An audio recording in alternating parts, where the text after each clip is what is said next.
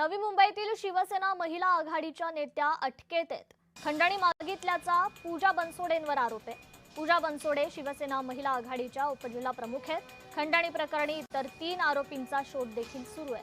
तुर्भे येथील स्क्रॅपचा व्यवसाय करणाऱ्या व्यावसायिकांकडून 2 लाख रुपयांची खंडणी मागितल्याचा पूजा बनसोडेंवर आरोप आहे। खंडणी देण्यास नकार दिल्यावर मारहाण आणि शिवीगाळ केल्याचाही आरोप करण्यात आलाय। तर पूजा बनसोडेंसोबत असलेल्या इतर 3 आरोपींचा पोलिसांकडून आता शोध सुरू आहे। अधिक अपडेट घेऊयात आपल्या प्रतिनिधी कविता लोखंडे यांच्याकडून। कविता, खरं तर पूजा बनसोडेंवर हे गंभीर आरोप लगावण्यात आलेले आहेत, काय नेमकं प्रकरण आहे?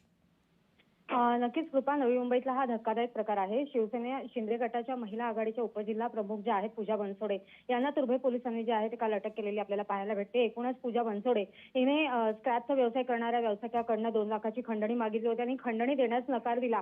त्यामुळे या पूजा बनसोडे त्यांच्यासह त्यांच्या 3 साथीदारांनी जे आहे या व्यावसायिकाला मारहाण आणि शिवीगाळ केल्याचा आरोप जो आहे तो केला जातो यांच्यावरती आणि त्याचमुळे या व्यावसायिकाकडनं तुर्भे पोलीस ठाण्यामध्ये जो आहे तो गुन्हा दाखल करण्यात आलेला आहे। पूजा बनसोडे यांना अटक करण्यात आली, परंतु त्यांचे जे 3 साथीदार आहेत ते अद्यापही फरार आहेत। त्यांचा शोध जो आहे तो तुर्भे पोलिसांकडून होताना आपल्याला पाहायला भेटतोय। पूजा, कृपा, निश्चितच कविता, धन्यवाद आपण दिलेल्या या अपडेट संदर्भात।